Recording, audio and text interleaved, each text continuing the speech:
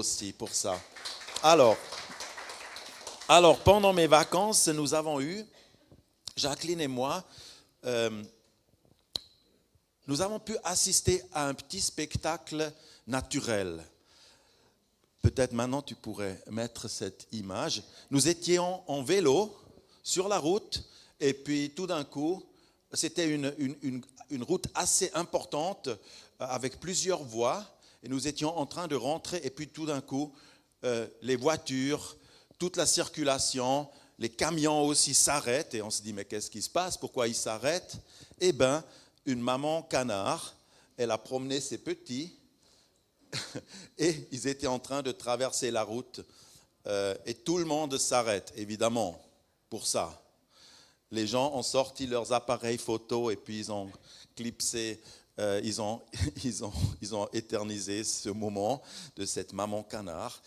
Et moi-même, j'étais un peu trop tard avec mon téléphone. Bon, ben, c'est une photo d'Internet, mais ça le fait aussi. Vous avez vu. Et cette mère canard, donc, elle traverse cette route dangereuse. J'ai dit à Jacqueline, mais c'est quand même incroyable. Probablement, c'est la première sortie que cette maman canard, elle fait avec ses canetons. Les petits, c'est les canetons. Ils sortent pour aller vers l'eau. C'est la mise à l'eau de ces petits. Donc, ils se sont dirigés vers la rivière. Du coup, quel risque de traverser une route aussi importante, les dangers. Et puis arrive après un petit muret. Ben, pour la maman, c'est aucun problème d'aller sur ce muret. Et puis, ce muret, il était de l'autre côté haut comme ça. Bon, les petits, ils devaient sauter pour aller vers l'eau. Ils n'étaient pas encore dans l'eau. Après, ils étaient encore sur une sorte de promenade. Donc, imaginez-vous ces petits canetons qui doivent sauter. Pour nous, ce serait un saut de 20 mètres. Mais ils ont tous sauté. La maman les a regardés. Allez, vous sautez. Et puis, tous ont sauté. Quelques mètres plus loin, c'était l'eau. Donc, encore une fois, un palier et il fallait sauter aussi. Tous, pim, pim, pim, pim, dans l'eau. Ils ont tous arrivé auprès de leur mère dans l'eau. Alors, j'ai vu comme une sorte de film de notre propre vie aussi. Une route dangereuse. Il y a des obstacles.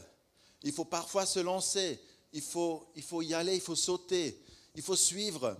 J'ai vu ces petits canetons, ils suivaient vraiment leur mère. Ils étaient toujours proches d'elle. Ils suivaient en file indienne. Il y avait de la discipline, je peux vous dire. Il n'y en a aucun qui allait n'importe où. Et c'était une image qui m'a parlé. Et j'ai pensé à une parole biblique, évidemment, à ce moment-là. Peut-être vous imaginez laquelle. Le Seigneur, il dit ceci.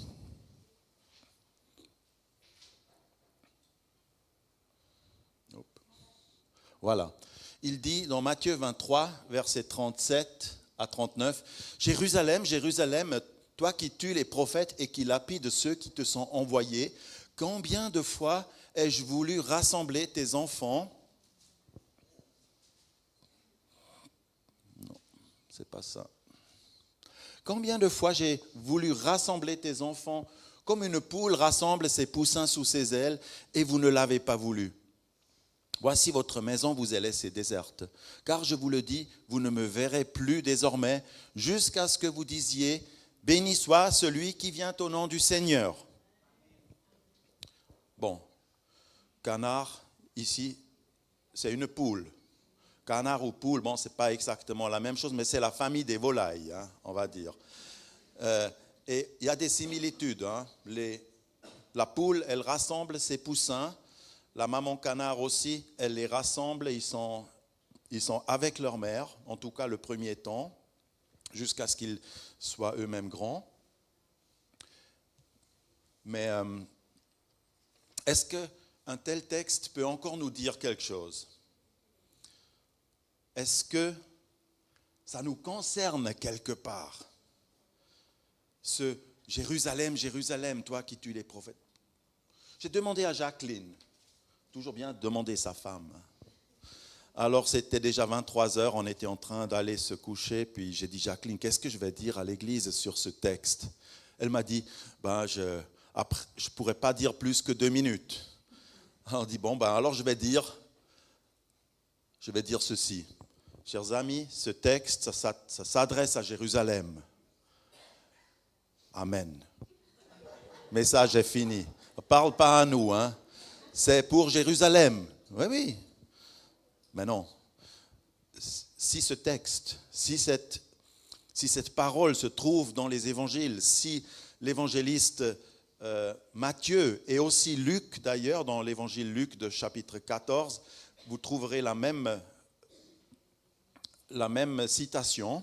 S'ils ont trouvé utile de nous transmettre cela, peut-être c'est quand même aussi pour nous, n'est-ce pas? Il doit y avoir quelque chose pour nous. Alors, ce texte, il dit quelque chose qui est assez surprenant, peut-être même limite blasphématoire. Est-ce qu'on peut dire que Jésus serait une mère poule? Mais il dit quand même, je suis comme une poule qui essaie de vous rassembler. Jésus, une mère poule.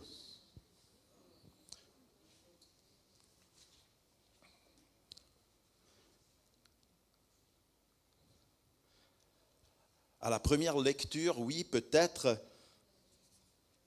on peut dire, oui, Jésus, il protège les siens, il protège ses petits comme une mère poule protège, ou comme cette maman canard protège ses petits. Mais je vous demande, est-ce que c'est juste? Est-ce que rien de mal ne vous arrivera parce que vous suivez Jésus? Vous êtes couverts sous les ailes protectrices de Jésus. Aucun mal ne vous atteindra. Tu marches de victoire en victoire. Toujours un palier de plus, toujours plus haut. C'est ça la vie chrétienne, hein? Non, c'est pas ça, je crois. Peut-être certains se disent, mais où était le Seigneur quand j'ai eu cet accident? Où était le Seigneur quand j'ai attrapé ce cancer, cette maladie? Peut-être certaines personnes ont perdu un enfant. Peut-être tu as fait une fausse couche. Tu as souffert. Peut-être certains rêves dans ta vie ne se sont jamais réalisés et tu es resté blessé et avec des rêves complètement brisés. Moi, je trouverais un peu problématique de dire maintenant, oui, Jésus est une mère poule et tout ira bien, tu n'auras aucun problème. À chaque danger, je te protège et tu arriveras. Non, ça contredit aussi la parole quelque part, parce que dans la Bible, nous lisons, je vous ai mis la citation ici, dans le monde, vous aurez des tribulations, dit le Seigneur dans Jean chapitre 16. Il dit aussi, c'est à travers de beaucoup de tribulations que nous devons entrer dans le royaume de Dieu. Vous avez lu peut-être ce verset, c'est dans Actes chapitre 14. Et il y a aussi cette parole où Jésus dit, ils m'ont persécuté et vous aussi vous serez persécutés. J'aimerais quand même m'arrêter courtement sur cela parce que la persécution en Suisse, elle est relativement mesurable, relativement gérable pour nous. On peut subir des fois, oui, des pressions, mais il y a des chrétiens qui sont persécutés. Je pense à eux aussi ce matin. Quelqu'un m'a raconté une histoire vraie d'une église au Caire, en Égypte. Comment ils ont fondé cette église? Cette église se trouve dans un bidonville de Caire et c'est une grotte qui peut accueillir aujourd'hui des milliers de personnes chrétiennes, évangéliques, au milieu d'un pays musulman. Mais quand ils ont commencé à faire cette église, à creuser dans le rocher pour créer cette grotte, comme ils n'avaient pas d'autorisation ni rien, vous savez comment ils ont fait ? Comme il y a des mosquées autour, et chaque fois quand les musulmans ils priaient et faisaient leur bruit et que c'était bruyant, alors à ce moment-là, ils ont travaillé avec les marteaux-piqueurs. Et puis dès que ça s'arrêtait de prier, de crier à la mosquée, eh ben, ils ont arrêté aussi avec leurs marteaux-piqueurs. Et petit à petit, ainsi, ils ont eu leur église. Mais vous imaginez la souffrance, vous imaginez la persécution. Quand je vous ai vu chanter, quand j'ai chanté tout à l'heure ici avec vous, de pleine voix, je me suis dit, un jour, ça pourrait aussi être terminé ici. Peut-être un jour, les gens vont se dire, ça suffit, ces églises qui font du bruit le dimanche matin, on veut dormir. Vous imaginez, il y a des personnes qui habitent là autour de nous qui ne sont pas forcément contentes de ce qu'il y ait une église là. L'opinion publique n'est pas très favorable. Pour le moment, ça va. Mais on pourrait aussi un jour rencontrer plus de difficultés qu'aujourd'hui. Est-ce que ça nous poserait un problème ? Est-ce qu'on s'arrêterait pour autant ? Est-ce qu'on mettrait notre foi au placard pour autant ? Et on va faire profil bas ? Je ne pense pas, pour ma part. Mais je pense que c'est possible. Ce texte, il dit, nous sommes sous ses ailes, sous les ailes. Alors ça veut dire quoi ? Après une deuxième et troisième lecture de ce texte, j'ai eu l'impression que l'intention principale ici n'est pas de nous dire « vous serez toujours protégés ». Je viens de vous expliquer ça. Non, ce n'est pas l'intention principale de nous dire que vous aurez toujours la vie facile et ça va être tranquillo avec le Seigneur. Mais quel est alors le sens de cette image de la poule qui étend ses ailes sur ses petits? Est-ce qu'il y a peut-être encore une autre explication? Une interprétation autre? Oui, je pense effectivement qu'on peut dire le Seigneur nous protège aussi. C'est vrai, c'est la première interprétation, mais il y a une deuxième que je ne veux pas vous cacher et que, en étudiant, en réfléchissant, en lisant et relisant ce passage, j'ai trouvé c'est vrai aussi. Et la deuxième interprétation, ce serait d'être sous son autorité. Sous les ailes de quelqu'un, c'est sous son autorité. On est des enfants de Dieu, oui. Ça, on aime toujours dire, oui, nous sommes les enfants de Dieu. Mais est-ce que nous sommes aussi sous l'autorité du Seigneur? Si tu es enfant, tu écoutes ce que disent tes parents. Si tu es parent, tu voudrais que tes enfants ils t'écoutent. Amen. Et si tu es un enfant de Dieu, est-ce que tu écoutes ce que dit le Seigneur? Est-ce que tu marches comme ces canétons derrière leur mère pour traverser la route? Ou est-ce que tu vas faire escapade? Tu vas faire ton excursion personnelle à ce moment? Peut-être c'est pas si évident pour nous de dire Jésus est Seigneur. Il est sauveur, mais il est aussi notre Seigneur. Je vais le suivre et je vais l'écouter. La mère poule ou la mère canard qui emmène ses petits dehors. Je dis tout à l'heure, probablement c'était la première sortie pour ces poussins. Mais qu'est-ce qu'ils viennent faire dehors? Pourquoi ils ne restent tout simplement pas toujours à l'abri avec leur mère? Pourquoi il faut les amener là-bas? Ou pourquoi les poules vont sortir avec leur mère? Mais chaque fois quand une mère poule emmène ses petits dehors, c'est pour leur montrer le monde. Regarde, voilà, on traverse maintenant la route. Ou ils vont avec leur maman poule dans la cour. Et la mère poule va leur montrer, regardez là, tu vas commencer à manger, tu vas te nourrir toi-même. Et les petits commencent aussi à picorer. Tout comme leur mère, elle fait. c'est la nature qui nous enseigne, chers amis. La nature nous montre comment va la vie. Et ici, le Seigneur nous dit aussi, je suis là, je vous protégerai au cas où, mais je vous emmène aussi dehors. Ça sera la vraie vie. Vous ferez face à certains défis, à certaines... vous devez des fois franchir un obstacle. Mais c'est beau, tout ça, c'est intéressant. Donc, ici, je vois aussi que nous apprenons à être sous l'autorité du Seigneur, comme il est écrit dans Colossiens chapitre 1, verset 18. Il est la tête du corps de l'Église. Il est le commencement, le premier-né d'entre les morts, afin d'être en tout le premier. Est-ce que le Seigneur est vraiment le premier dans ta vie aussi? Est-ce que le Seigneur, tu l'écoutes tout simplement? Ou est-ce que tu écoutes une prêche et après, je fais quand même ce que je veux? Je vois ça dans ma propre vie. Je lis la parole de Dieu chaque jour, mais parfois, je ne veux quand même pas faire ce que le Seigneur me demande. Ou parfois, je résiste et parfois, je suis rebelle.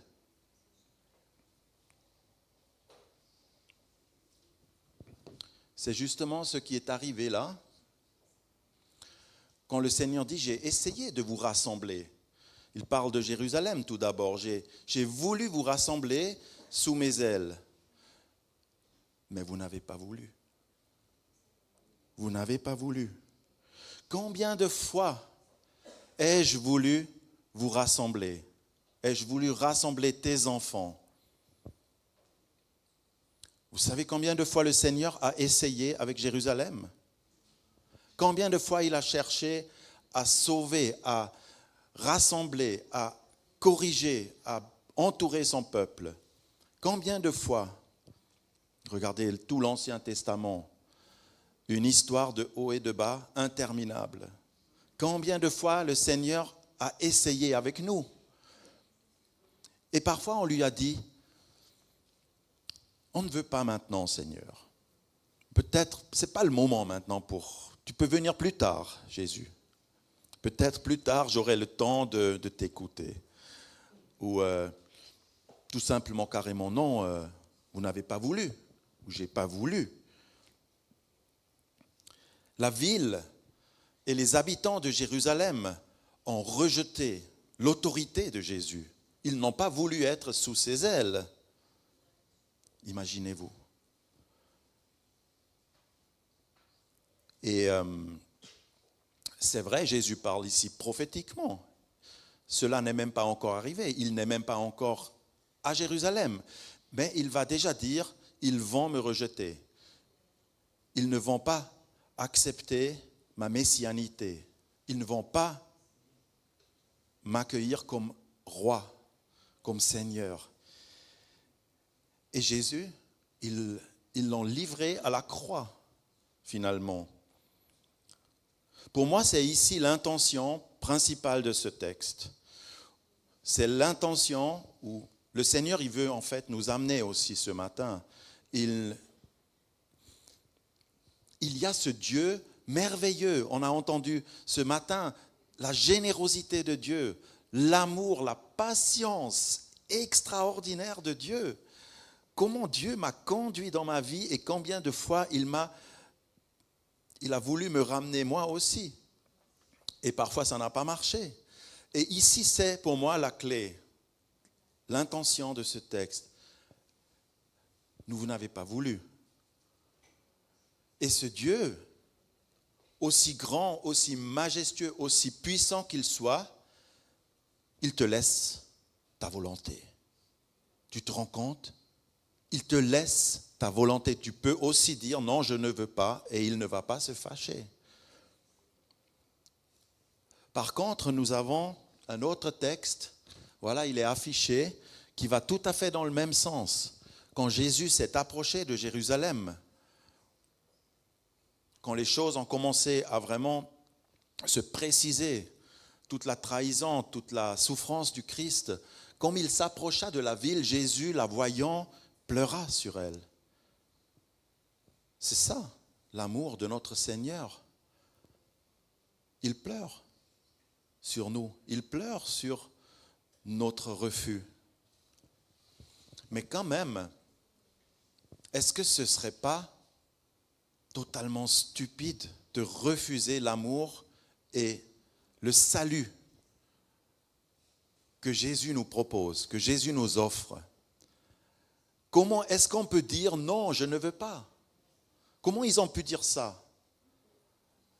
Mais nous, on est pareil, n'est-ce pas? Nous aussi, on a le cœur dur.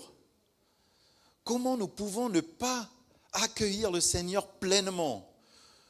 Comment des fois nous disons, oui Seigneur, je t'aime un tout petit peu. Mais tu ne peux pas dire je t'aime un peu.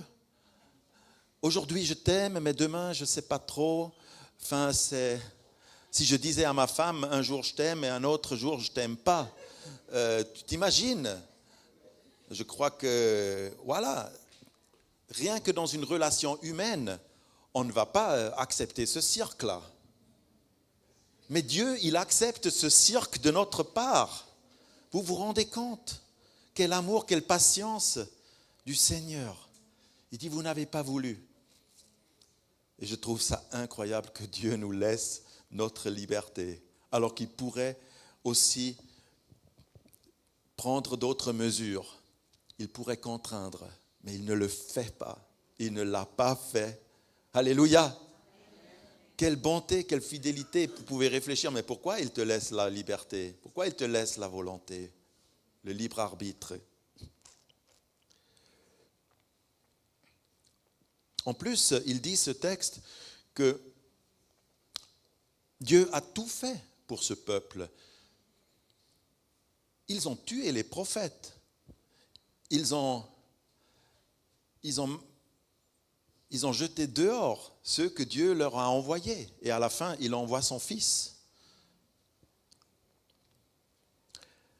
Ce n'est pas envers des gens forcément bien que le Seigneur a envoyé ses messagers, ses prophètes, et Jésus aussi est allé vers un peuple rebelle, vers un peuple cruel qui a mis à mort les prophètes. Mais je vous dis, cette option, elle existe. Je te l'ai dit aussi ce matin.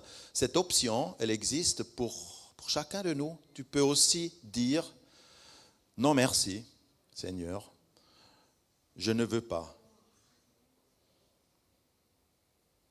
Quelle est ta réponse? Qu'est-ce que toi tu dis?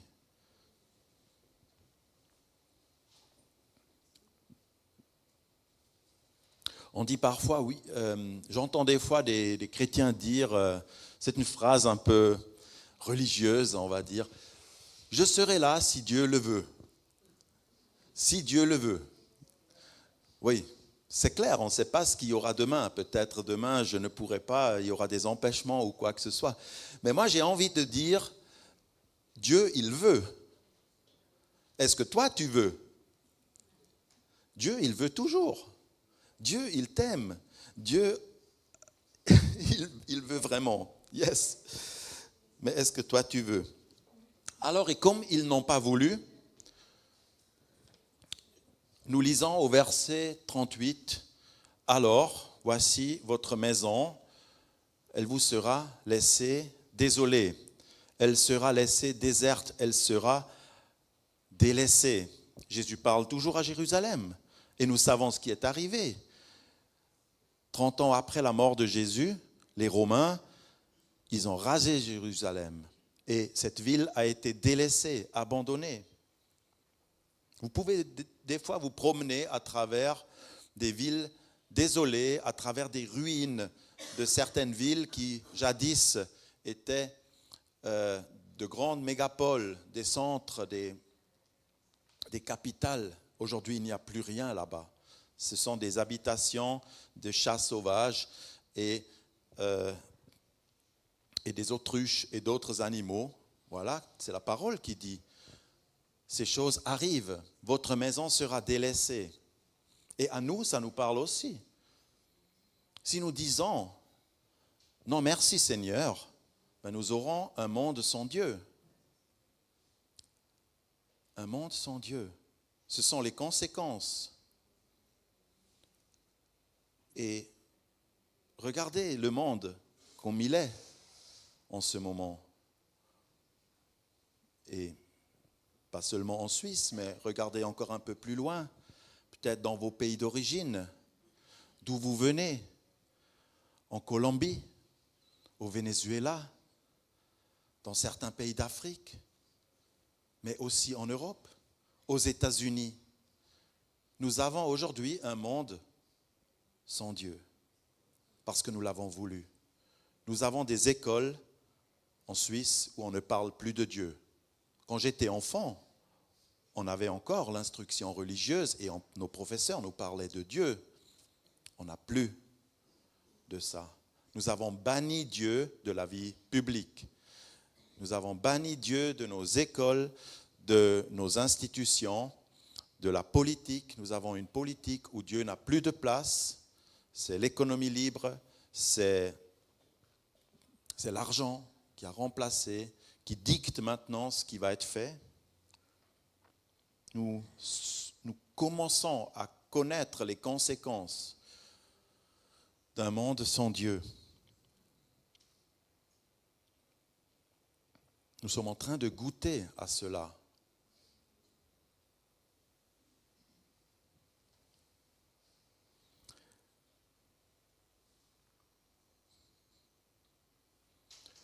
Jusqu'à. Le texte, il termine avec jusqu'à. Jusqu'à ce que vous diriez, jusqu'à ce que vous allez dire, qu'est-ce qu'ils vont dire? Béni soit celui qui vient au nom du Seigneur. Jusqu'à ce que vous allez dire, béni celui qui vient au nom du Seigneur, jusqu'à ce que le Seigneur revienne en quelque sorte. Et ce texte, je suis très reconnaissant d'ailleurs que cela ne finisse pas avec le monde sans Dieu. Ce monde ne finira pas sans Dieu parce qu'il appartient à Dieu et il reviendra à Dieu. Et Dieu restaurera ce que les humains ont cassé et tout ce chaos qui règne, il va restaurer, il va renouveler jusqu'à. Ça veut dire que quelqu'un a un mot encore. Le dernier mot n'est pas dit. Et Jésus parle à Jérusalem encore. Il parle encore à Israël. Il dit, vous allez dire, vous les Israélites, vous direz, béni soit celui qui vient au nom du Seigneur. Les Juifs vont reconnaître Jésus-Christ, le Messie. C'est une prophétie biblique. Vous savez, aujourd'hui, ce qui se passe en Israël, au Moyen-Orient, c'est déplorable, c'est triste. Nous assistons à des guerres, nous assistons à des vengeances d'un côté et d'un autre, à des conflits religieux interminables. Mais c'est aussi que les Juifs n'ont pas reconnu et connu encore leur Messie. Jésus était juif, tout d'abord, et il s'adresse à eux. Et regardez ce verset, quand il dit « Alors je répandrai sur la maison de David et sur les habitants de Jérusalem un esprit de grâce et de supplication, et ils tourneront les regards vers moi, celui qu'ils ont transpercé. » Les Juifs, Israël, ils vont reconnaître celui qu'ils ont cloué à la croix. Alléluia. Ils vont dire à ce moment-là, béni est celui qui vient au nom du Seigneur. Peut-être nous serons les témoins de ces choses. Peut-être nous vivrons encore à ce moment quand une grande partie du peuple juif se tourne vers le Seigneur, vers le Messie. Moi, je crois qu'il y a déjà des signes actuellement en Israël, mais aussi ailleurs, en Europe et partout parmi le peuple d'Israël, qu'ils sont en train de se tourner vers le Seigneur. Ils sont en train de connaître, de reconnaître qu'on peut être juif et en même temps chrétien. Parce que la religiosité a fait dans le passé que tu ne puisses pas être juif et en même temps chrétien. Mais aujourd'hui, beaucoup le connaissent, le savent, le comprennent. Tout comme d'ailleurs aussi, notre frère connaît... comment il s'appelle Moussa. Moussa Kone qui était ici avec nous, qu'il a dit, tu es musulman, mais les musulmans aussi, ils reconnaissent à travers leurs écritures, à travers leur Coran que Jésus est Seigneur. Tout cela est en train de se produire et va se produire certainement. Et voilà, il dira, vous direz, béni soit celui qui vient au nom du Seigneur. Est-ce que nous voulons le dire déjà aujourd'hui? Béni soit celui qui vient au nom du Seigneur. Béni est ce Seigneur qui revient. Béni mon Jésus qui reviendra. À la fin, je dirais, c'est la louange.